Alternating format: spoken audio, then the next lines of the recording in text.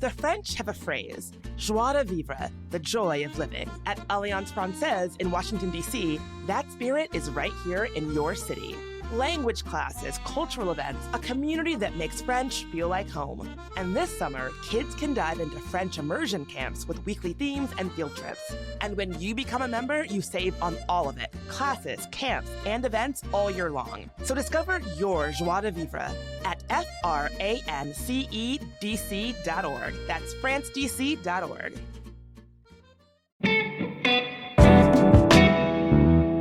Today on CityCast DC, happy Friday, everybody. We're talking about the fallout from the MPD's scandal over manipulated crime data. We're talking about the Obama musical that's currently playing in town. And we're talking about a change at the National Mall that actually people in DC should get behind. Plus, in a members-only fourth segment, which is actually free for everyone today because it's the last day of our membership drive, we'll talk about how and if the city can help local restaurants and retail survive the DMV's grim economy. I'm here with my CityCast colleagues. That sounds so good to say that. My CityCast colleagues, Kayla Cote-Stemmerman and Emma Uber.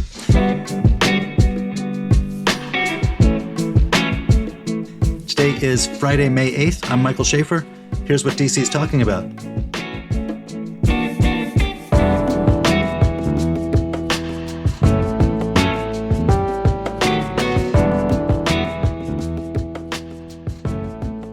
Hey, Kayla. Good morning, Mike. Hey, Emma. Hello.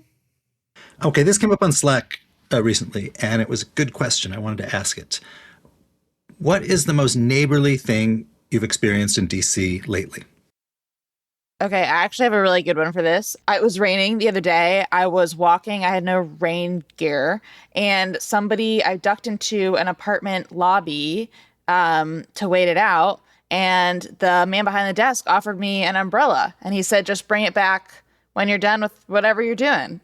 Did he recognize you as a neighbor? No. He just he was like, oh, really coming down out there. Take this, just bring it back on your way back. And I was like, that's insanely nice of you. Are you sure? And he said, yeah, of course. I trust you. And I was like, wow. And I did. I brought it back. But I've been thinking about it all week. That's so generous. I love that. I feel like I live in an apartment building, and one of my neighbors had gotten a new pet that, I guess, looking back, I could hear that they got a new pet, but I did not think it was super noisy. And they dropped off little goodie bags of little candies with a note being we got a new pet added to the family. Thanks for putting up with some of the meows recently. And I just thought very sweet, very thoughtful, and made me think more about trying to be considerate in that way. Wow, everybody should do that. That's cute. I don't know, a year ago or something. My kids are teenagers, and we used to be on our back alley all the time with all the neighbors and their kids, and they were all friends. And I realized, I have aged out of knowing who these little kids are. I don't know any of their names. There's just a whole generation down there.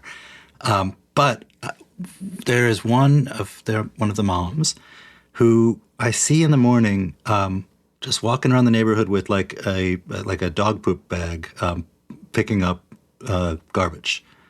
Unbidden, unprompted, unpaid. God's work, my lord. Indeed. I wish more people would do that downtown here. Agree, Kayla. All right, so let's talk about the big rocking news, or the big news rocking DC, which is this burgeoning scandal at the police department. For years, the police department's union, which is a pretty Trumpy organization, and Republicans in the Congress and the Trump administration have been saying, you all are cooking the books, the crime stats are faked, crime is not as low as you claim. There was an internal investigation about this, and this week the chief moved to fire 13 senior officials. So there's both the specifics of what happened and what the crime numbers really are or were or should be and why, but also this bigger question of should we as citizens trust this police department? Emma, you've been in the middle of this. You know a lot of the people involved. Tell me how you're thinking about that. Right. Yeah, this is a really big deal. And this is kind of a situation that people inside the DC Police Department have been talking about for years has kind of come to a head.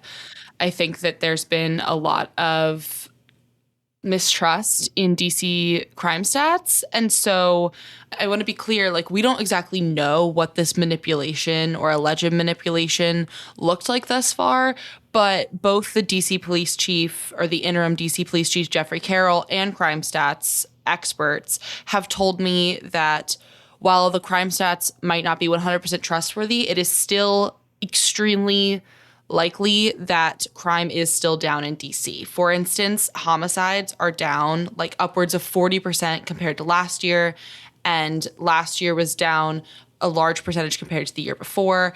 And really no one's alleging that homicide numbers are being skewed. It's more the crimes like assault or robbery where the classification of the severity could be a little bit more subjective. That's where people are seeing this sort of alleged misclassification. And really, it kind of was just these rumors of potential misclassification for years until recently, under former Chief Pamela Smith's tenure, the Department of Justice and the House Oversight Committee launched investigations. Both of those kind of cited a toxic culture created by former Chief Pamela Smith, who has since resigned. But none of them really took direct action against anyone else. None of them said or alleged that anyone directly ordered these kind of cooking the book moments. So when the internal MPD investigation has resulted in the proposed firings of 13 officials, it's raised a lot of eyebrows. But so far, DC police have been really, really tight-lipped about what they actually found. And I got to say, when they're saying, like, well, we won't comment on this because it's a personnel matter. No, it is not a personnel matter.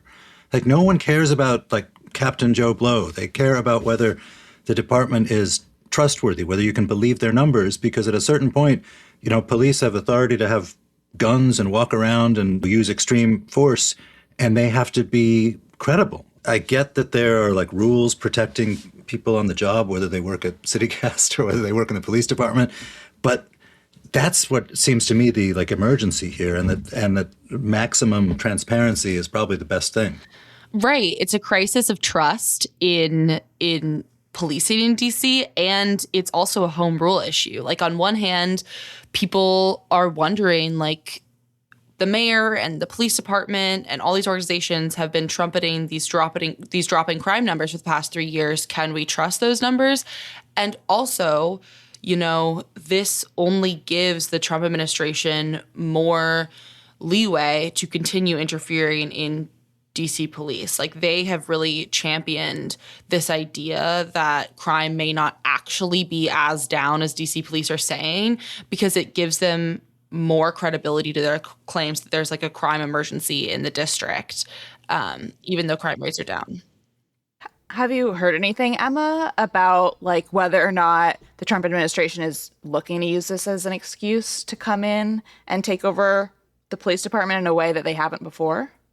I haven't heard that directly. However, Representative James Comer has been extremely vocal in demanding all of the internal investigation records. He's head of the House Oversight Committee, a Republican, and he has claimed direct responsibility for these firings. He's basically said these happened because of me.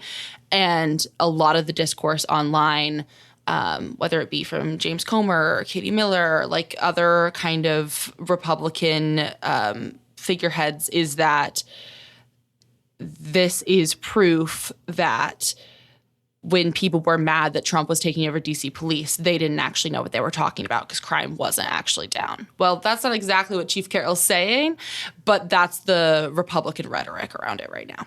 So it seems like there's sort of two things with the crime. One is, like you said, somebody can do an aggravated assault and you can paper it as like a simple assault or something like that. And that means that the city's statistics for like big crimes go down. You can't hide a dead body. Like, if someone is homicide, it's a homicide. There's no sort of downgrading that.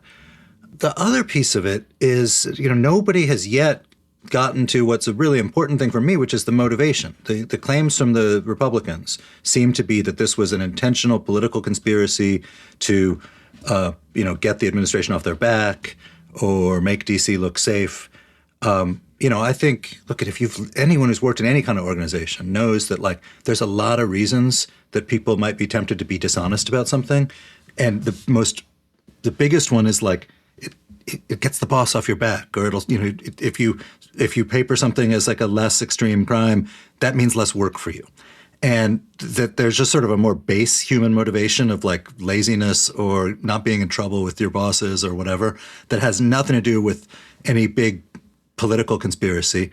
It's not good. And in fact, it's a sign of a really unhealthy organization if that's the culture you're promoting. But the motivation is fairly different than what is being charged. Yeah, well, exactly right. And we'll have to see what the MPD internal report says. I mean, hopefully that will become public. I asked about that to Chief Carroll, and he said it will not. But I feel like, once the House Oversight Committee gets their hands on it, maybe some of the statements will, maybe some of the findings will become public. But that's basically exactly what the Justice Department and House Oversight Committee reports said. They said that there was a toxic culture where people would get yelled at, screamed at, publicly berated, embarrassed if crime was up in their districts. So they started categorizing crime as less severe than it may have been because they didn't want to get yelled at in a meeting. And so that kind of was the charge there, even in the investigations by the Republican Justice Department and House Oversight Committee. It'll be really interesting to see how it plays out. I mean, this reaches the highest echelons of the police department, including the official who was widely considered second in command for the whole department. So it'll be a major shakeup, and I'm really curious if this internal investigation assigned any motives to their actions. Sorry, Emma, so do we know actually who the 13 people are, or is that one of the details that they're being tight-lipped about? We do. I broke some of this news because I was able to obtain a internal communication about the replacements, and by seeing who was being promoted to replace the 13 proposed terminations, we were able to figure out who some of them are. A lot of the big names include Executive Assistant Chief Andre Wright, as well as Michael Pulliam. They both had already been on administrative leave. So that was interesting. And Andre Wright, again, was considered second in command to Jeffrey Carroll and was extremely close with former Chief Pamela Smith. Just before we jump, can I just come back to how do you get a sense that the mayor, who is ultimately the boss of the police chief, or anyone else in the in the DC Council or anywhere else in the local political system is pushing to release that report? Because Carol told you that no, it's probably never going to be released, and it just strikes me as, given that their institutional credibility is on the line, it is just outrageous that they would claim any reason for not releasing it. This is a thing that there's an enormous interest in people knowing, and it's in the police's own interest that they be seen as a transparent and organization that is interested in the truth. Yeah, I have not seen any other DC officials publicly calling for the disclosure of the report. I don't know. Free advice to mayoral candidates. Do this. Yeah, and I asked some of the mayor's office if the mayor had seen it, and they said they did not yet know. So I feel like maybe it'll ramp up, but I was kind of shocked that there weren't immediate cries for transparency from all across the council, from all echelons of DC government. I know Councilmember Brooke Pinto has put out a statement about it, but I don't think it was a super strong call for transparency or anything. It was more just that she demands accountability and all of that. So there's definitely been some discussion about it, but I was kind of surprised that there wasn't immediate outrage over it not being made public.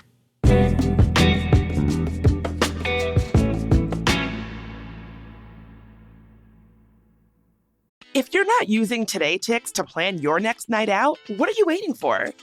Today Ticks has deals on all the hottest events at your favorite venues in the DMV, like Arena Stage, Signature Theater, Shakespeare Theater Company, and more. All tickets are verified, and with exclusive discounts and last-minute rush tickets, you'll find deals you can't get anywhere else. Plus, you'll earn rewards like ticket protection and Tix Cash just for using the app. You can even set an alert for events that aren't available yet, so you're ready to book tickets to the best events, like Pippin at the Signature Theater or Othello at the Shakespeare Theater Company the second they go live. Visit todaytix.com/CityCastDC or download the app to impress all of your friends by being the first to know about what's happening in your city. Those hot DC summer days are coming, and when they do, your AC is going to be running nonstop, and your utility bills are going to show it. But don't wait for the heat to hit. The pros at Window Nation can help you replace your old, drafty windows with custom-built, energy-efficient ones at prices you'll love. Right now, Window Nation's Buy 4, Get 4 free sale is going on. That means you could replace every window in your house and get half of them free. Plus, 0 down and no payments or interest for 2 full years. Plus, Window Nation offers a lifetime warranty on all their windows, so you can relax knowing your home is protected far into the future. The sale ends soon. Schedule your free consultation today at windownation.com. All right, so before we jump to 44 the musical, as people may know from listening to me this week, it's our membership drive. And I think the conversation we've just had is like a pretty big illustration of what we're doing and what your membership pays for, which is to say that Emma is a professional journalist. She's a longtime cop reporter in DC. She actually knows these people. She broke a bunch of the things that were part of this story about the firings of these 13 people. And she's part of CityCast now. We're building out a news gathering organization where we're going to have a bunch of newsletters full of scoops and sensibility. And those are things you'll get access to by virtue of subscribing, by being a member. And I really, really hope you do so. Yes, please support our mission to hire me and other reporters to provide essential local reporting. And you can become a member at membership.citycast.fm. And it's only $10 a month. Yes, I am so excited to get started on my new newsletter, which is dropping on May 14th. I have a very excited first edition planned. So I hope you all can subscribe and follow me and follow Emma as we cover a lot more of what DC has to offer. Yes, I'll be launching a newsletter too in 2 weeks, all about the DC stories that everyone's talking about. And it's just been so lovely seeing the notes to everyone who's signed up for the newsletters and joined membership. Shout out my grandma, Nani. Yeah, shout out to Bonnie who joined to support Emma. That's so cute. So we get a little bing on our Slack when a new member signs up, and it's like it's sort of a cavalcade of names, and I don't usually notice them individually. But there was someone with the last name Uber, and that set off the radar. And it turns out, it's Emma's grandmother. And her email is like Nani something, something, something, which I thought was so cute. She's a proud Nani. We love her. Okay, Kayla, you wrote this week about going to see 44 the musical. And that is, it's been out a couple years, but it's playing in DC right now. To me, it felt like the Hamilton of the Obama years. And yeah, that's a great way to put it, Mike. It was honestly such a surreal experience. I am not necessarily like a big federal policy head kind of person. I probably wouldn't have gone to see this on my own, but I went with a friend who was very excited about it. And it's called 44 the Musical, but people just kind of nickname it the Obama Musical because it's all about the Obama presidency, and it's told from the perspective of Joe Biden. But in this case, Joe Biden is like a 40-year-old ripped guy who acts as the comedic relief throughout the whole show. And it's written by this TV writer who used to be a Obama campaign organizer, and he wrote it sort of after Trump was first elected, and that's when he first got the idea for it. Sort of like a lot of people, I think, in the liberal sphere thinking, how did this happen? What the hell happened? And this piece was his way of sort of justifying that to himself. It was just the most insane production I've ever seen. Like, The gags and the bits were absolutely nonstop. It was sort of a lot of like Motown, R&B, go-go grooves, like dancing. You had these extreme caricatures of these politicians that honestly, some of which I had totally forgotten about. Like they had just left my, news sphere brain. And you had, Sarah Palin like pole dancing on the American flagpole. You have like Joe Biden humping the ground. Like you have all of these just insane visuals, and the crowd was like really feeling it. I saw it on opening night, which was April 18th, and it's running until Sunday at the Shakespeare Theater. But my crowd was extremely, extremely enthusiastic, like shouting, yelling, laughing. But there was also sort of a sense of nostalgia for the DC that used to be, like the golden era of DC back when Obama was president. And you could see that people were really we were really genuinely touched by this show because of the deep impact that it had on a lot of people here in DC during that time. So it was really a very interesting experience. I had not planned on writing about it before I went, but once I saw it, I was like, this is way more relevant to DC than I thought it would be, and I really wanted to just dig a little bit more. What I thought was cool about your piece was it opens with the creator of the show standing up and saying to everyone, like, just pretend you've never heard of the Straits of Hormuz, which I thought was such a, for people who were in DC when Obama came into office. And there was this thing of like, it was all nonsense, but like, he's going to make DC cool again. And everyone wants to come to DC. And that's where the action is. And like all these stars would come to the White House Correspondents' Dinner. And there was just this sense of like the Hollywood geeks were geeky for us. And, I'd like to think we're enough of a city that like some president will not either like make us cool or uncool. Like, I don't think in Paris people sit around thinking like Macron's really going to make us cool. But that was the vibe of Washington. And there was idealistic people in the middle of this Great Recession, idealistic people moving to town to pursue public service. And it is so the opposite of the vibe that a lot of people here feel now, that it was just sort of amazing. You were in this like time capsule. Yeah, it was like a time warp, a bubble. It was lovely, honestly. Felt very wholesome and hopeful, and it was definitely a pretty like heavy-handed like love letter to the Obamas.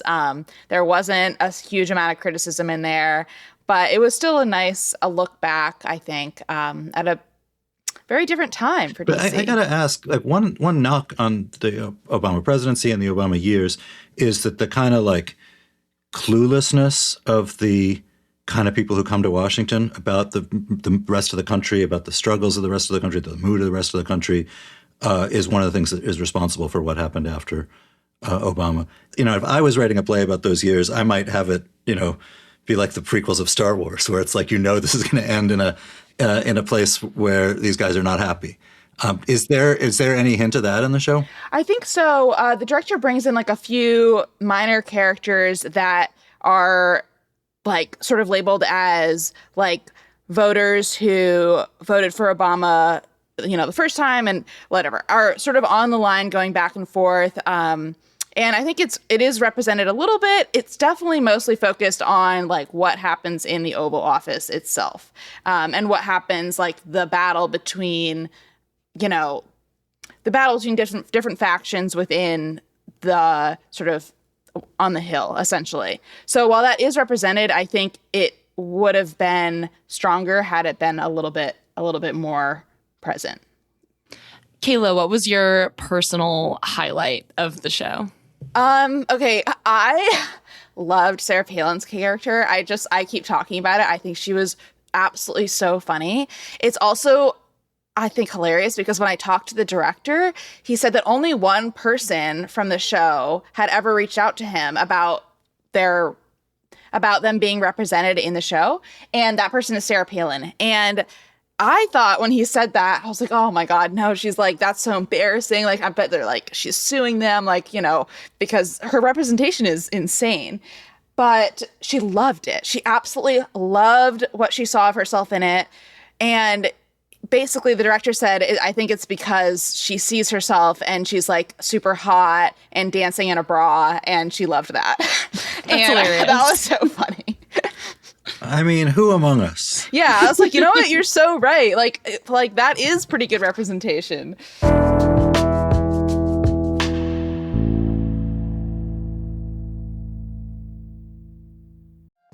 Hey, Bridget Todd here, one of the hosts of CityCast DC. We're in the middle of our spring membership campaign where we ask you, our listeners, to support this show and the newsroom that we're building in this city by becoming a CityCast DC neighbor. Trust me when I say that being a neighbor comes with great perks like ad-free listening, weekly bonus content just for members, and invites to exclusive events.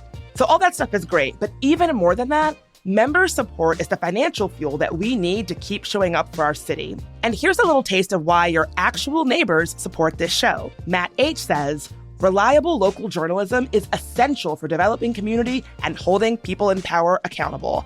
Matt, that is the truth. Jake H. says, I love the local approach to journalism and understanding that news in this city is more than just what happens between the Hill and the White House. You said it, Jake H. And Katie K says, I'm a small business owner in DC who wants to support other local initiatives, and CityCast is one of the best ways to stay plugged into what's going on in my city. Thank you, Katie K. So to join these fine folks in becoming a CityCast DC neighbor, head to membership.citycast.fm/CityCastDC.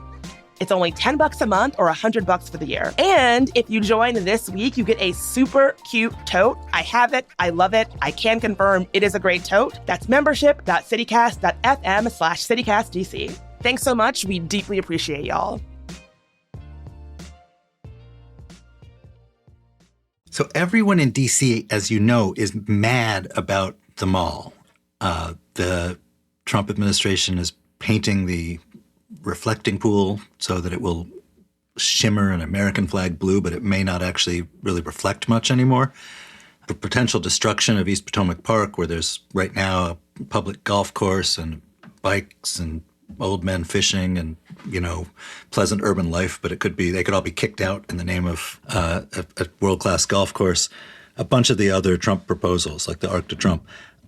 But just to be happy for a minute, a friend of CityCast, Jessica Sidman, reported this week in Washingtonian that the concession stands on the mall the concessionaire has turned over, and the new concessionaire is going to make these stands into like different themed things. Like there's a mac and cheese bowl near the Jefferson Memorial. There's like Korean tacos near the History Museum.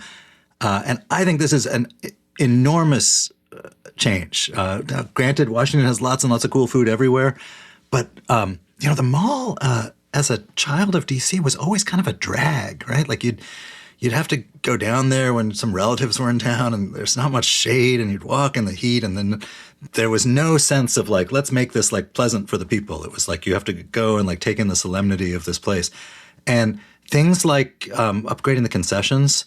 As small as they may seem, and bringing in food trucks is, I just think, like a fantastic change and a thing that we should all be really psyched about.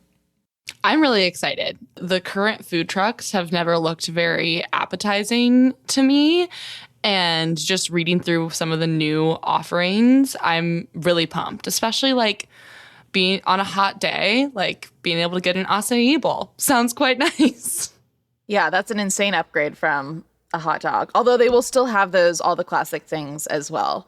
But yeah, the mall really sucks. I would never go there myself for fun. It's hot. It's a lot of walking. Like I'll go if I have to, but I'm thinking this might actually give me a reason to like go for fun. Like I would go specifically to get some of these food items and try them out and like eat them in the park. That doesn't sound so bad. So I wonder if it will get locals to actually go down to the mall for a change for fun, which we would never really do.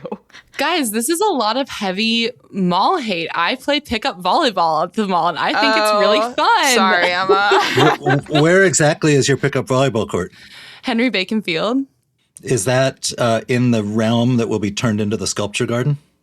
West Potomac Park? No. It is not. Pickup volleyball marked safe. But think about and this. Better snack option. After your volleyball games, you can now go and get, an ice cold cherry blossom sundae.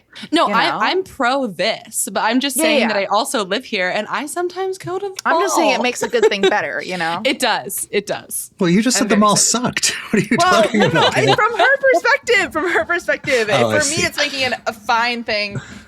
Good. I hope. I mean, I think like there's this basic challenge of the mall for people who live here, which is it's not really on the way anywhere. It is a little bit out of the way. For You know, if you're going towards Southwest and the Wharf, but like most of the sort of vibrant city parks, like DuPont Circle or Logan Circle or whatever, they're in the middle of a neighborhood with a lot of stuff to do, and so you're on your way to the grocery store or you're stopping in with your neighbors, that sort of thing. And the mall will never be that because it's just not in the middle of a neighborhood like that. But making it a place that is sort of feels a little bit less like you're in a outdoor museum and more like a place designed for pleasure, I think that's a plus. And if it doesn't work, unlike the Arc de Trump, you can just change it back. Well, I think they tried out last year, a couple of years ago, putting a bar Americano on the mall, which is by Sonny's Pizza, which is like a legitimate good restaurant where you can go and get a great slice of pizza, some wine, and that was served at the kiosk, and it blew up. Like, it did super, super well. So I hope that the rest of these sort of follow that suit, and they'll stay open. Bar Americano is staying put. They signed a new subcontract with Explore US, who is bringing all of these new vendors. But I'm very curious about how it goes. Is there a timeline on this? Do we have any idea when this might be coming about? I think the concession contract starts like now. I'm not sure what the timetable of the turnover is. What else would you guys put there? Kayla, what could be put there at the mall to make you more of a regular, unless you want to develop a volleyball habit? Again. Food definitely helps. I think the quality of the food will really matter. I think just making it more of a like third space. I would imagine more seating, more shade, more places that locals would be attracted to go and hanging out with their friends. I think right now it looks extremely beautiful and it's extremely runnable. Like, you see a lot of runners, but not a lot of people stay there, right? Whenever I used to run on the mall, I felt like I was in like the establishing shots for a movie set in Washington. That's exactly what it is. I mean, the characters running. Yes, exactly. It's motivation to run faster. You feel like you're being watched. Or maybe in the movie, the spy will meet their contact while pretending you're to doing run. a pass off or a hand, whatever they call those.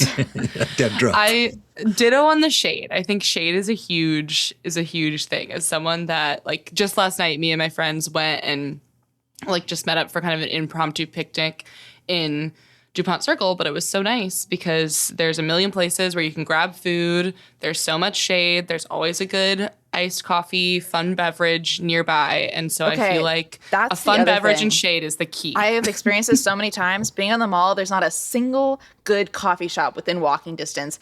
I need to walk with an iced coffee like at all times, or I perish. So that's what I would add is a good coffee shop within walking distance. And that's the thing.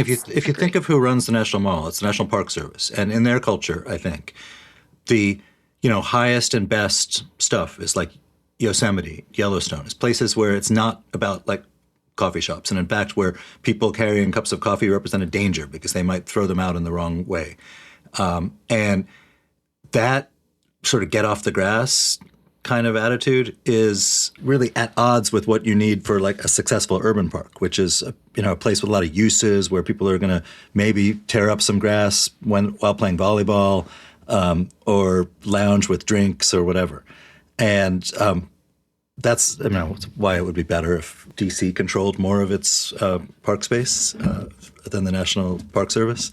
The mall is not something that the National Park Service should probably ever give up, but it would be nice to have a little bit of a like different culture in terms of like thinking about how real people really use it. Yeah. And then it gives people who come to DC more of a taste of what DC actually is too, All right, right about now is when I would typically be saying that we've got a members-only fourth segment, and if you are not a CityCast member, you wouldn't get to listen to it. Today, we're actually opening it up because it is our membership campaign. Here's our new neighbors. It's a long list, so forgive me if I run out of breath. Sterling S., Jennifer Z., Rosemary W., Marcella B., Ariel G., Jennifer P., Alina P., Danya G., Winnie Y., Adam C., Russell L., Tamara B., Andrew N., Stephanie U., Tiffany P., Katie W., Kristen T. Thank you all so much. And if you're interested in becoming a member too, it's only $10 a month or $100 for the year. Head to membership.citycast.fm. Right, there were two pieces of news this week that I thought were kind of related and interesting.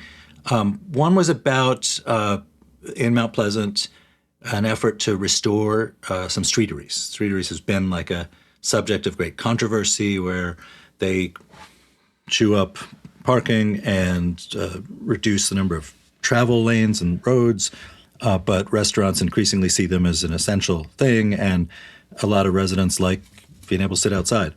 Also, the mayor has launched a $4 million fund that's called the Restaurant and Retail Stabilization Grant. This basically will provide some money to stores and restaurants that have been suffering as a result of the kind of Trump-created unemployment situation in D.C.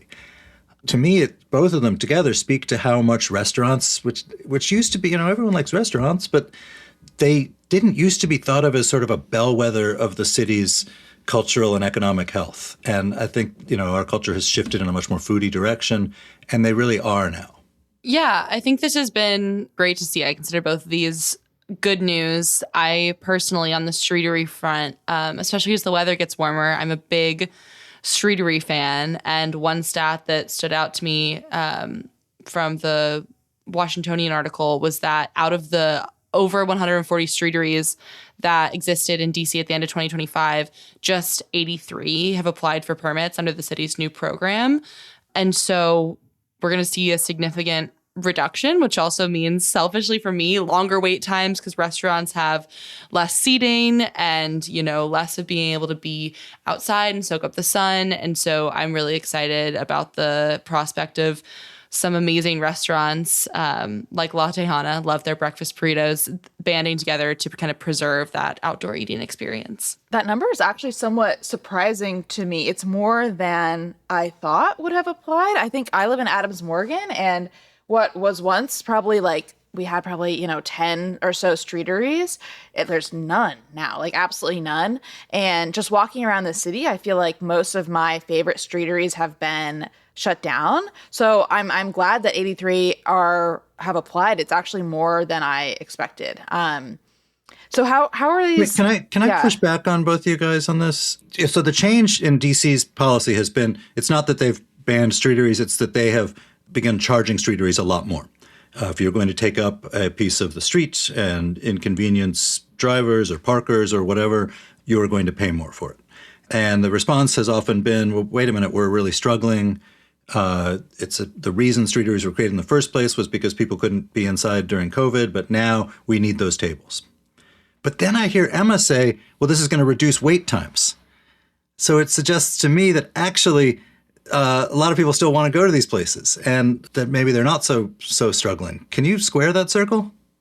I mean, no, because I'm not I'm not an expert on how many people are going to certain restaurants, but I just know that if I'm talking about, let me think of La Tejana in Mount Pleasant or a Green Zone in Adams Morgan, just about every time I try to go to these places, it's pretty packed. I would also say that I normally go at peak hours, but those are also not huge indoor spaces anyway. So I like when there's more seating outdoors. I can't make any sweeping statements about how successful or struggling those restaurants are, but when you swing by on a Sunday morning at La Tejana or a 6 p.m. on a Saturday evening at Green Zone, it seems like it's pretty packed.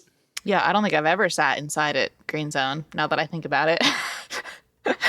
So what are the actual details of this cohort trying to get together to build this streetery? Are they going to share the streetery? How are they paying for it? What clients can use it? How is that all going to work? Yeah, their goal is to raise $60,000 for the structures. And the Washington News reported that so far the neighbors have pooled together a little over $12,000. And it's just a bunch of restaurants in Mount Pleasant raising money through like a neighborhood group called Main Street to fund 3 shared streeteries on the block. So I guess that these restaurants would share these streetery spaces. And so it would be really interesting to see how that would kind of play out.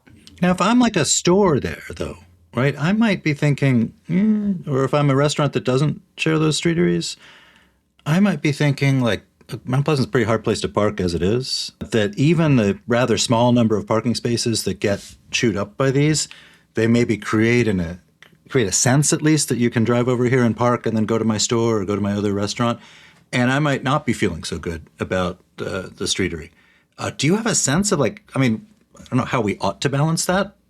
I think that's kind of the old question, right? I think a lot of people feel that the space is worth more than a couple of parking spaces. But of course, you always have very strong opinions on the other side for those who think that we need those parking spaces.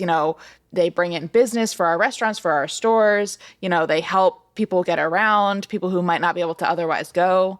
So I think that is the essential debate when you're talking about streeteries. And I think it's really interesting that they turn to neighbors to help fundraise for this, because I think a lot of people feel extremely passionately about it. They really miss the streeteries or they really don't want them back, right? And I think sort of in this sense, voting kind of with your dollar to bring back streeteries for places that you like is actually kind of a smart plan, And I personally love streeteries. I would happily donate to something like this if I could sit on the patio and drink, a Negroni all afternoon in the summer. Wait, do you mean like in exchange? Like that people would be like, Kayla helped pay for the streetery, so she's free Negronis last summer? Well, I would take that too. But no, I meant more just so that I can be a frequenter of these businesses, a patron, if you will.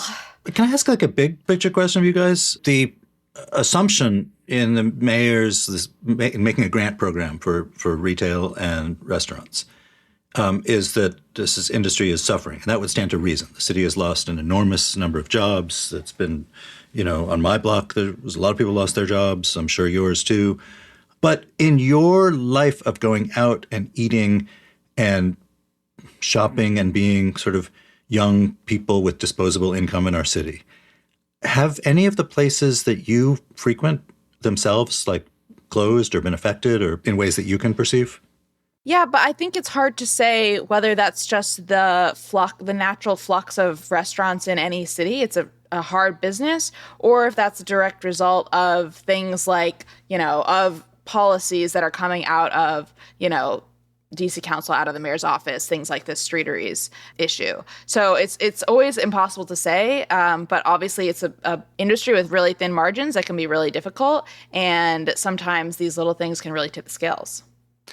I feel like I'm always seeing news of some restaurant or bar closing, which is sad, but I also feel like that's been a universal truth in the industry. None of my personal fave go-tos have closed, thankfully, but I feel like every time that I log into Instagram, I'm seeing someone post that a restaurant that I've been meaning to try or a restaurant that I've been to once or twice is going to be closing soon. And that's always a bummer. But yeah, I feel like that's kind of the nature of the industry. I don't know how much my anecdotal experience there can speak to an actual uptick or not.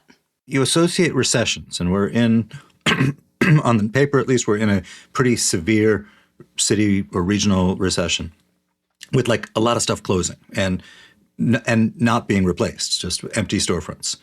And in the sort of restaurant-ish areas that I go to, I don't see a lot of that. But it may just be me, and this may also, maybe it means something else about the economic chasms of our city, that the people who can afford regularly going out to eat have not suffered as much as a lot of other people in the city.